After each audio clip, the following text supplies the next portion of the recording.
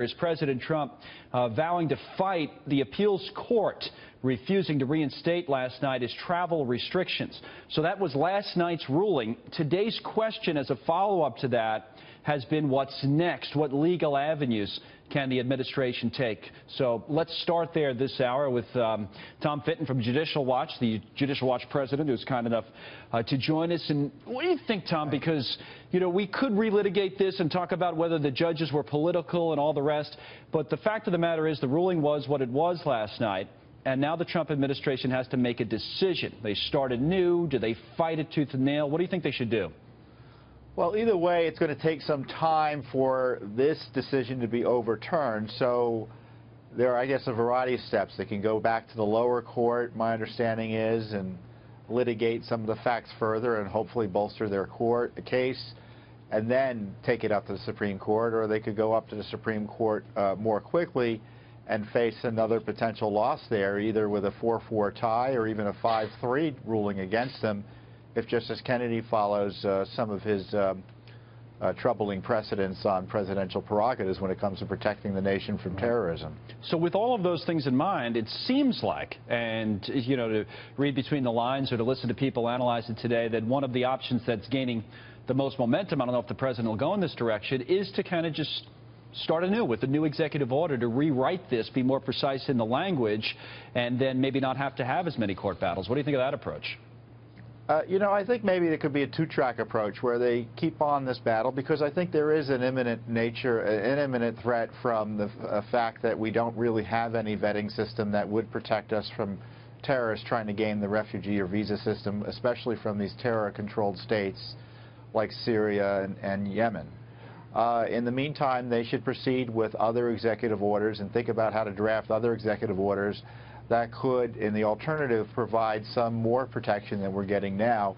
Certainly, they can continue to review the process by which we're vetting refugees and others who are seeking access to the United States to make sure that there are at least a few more questions being asked, or at least come up with a plan that would, in the end, if implemented, even if it's further down the road, but it's better than what we have now. It does seem that is an interesting approach, because it takes kind of the best of both, I guess, from the administration's perspective, right? Because every time I've heard someone putting it forward, they say it's one or the other. You either start again, new executive order, or you fight this. And you're saying you can actually do both legally, that you could come and say, for example, we're going to tighten up the vetting, and that's one executive order, and you're just very narrow and precise in your language, and at the same time, how do you fight the current battle legally? Go back to the district court? Or?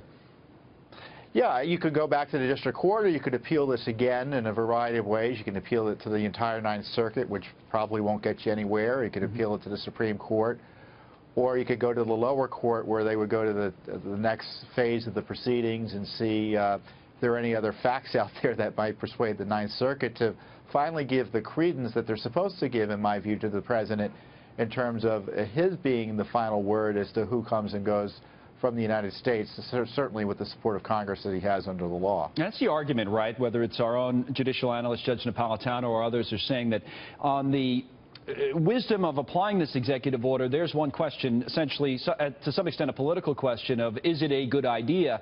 But on that legal question, it's just what you brought up, that even if you do not think it's a good idea, or if you do, it's the question, does the president have the power to do this?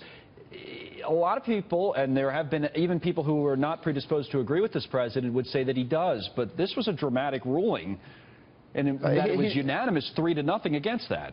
You know, it suggests the president has zero power to do much. You know, there were people who were claiming they were harmed. They were in Washington State University students. We can argue about whether they were harmed or they had any real issues. But certainly they could have been taken care of without a broad temporary restraining order that prevented the president from asking or delaying the entry of anyone into the United States from countries that are terror-controlled. They're not states in the way we understand them.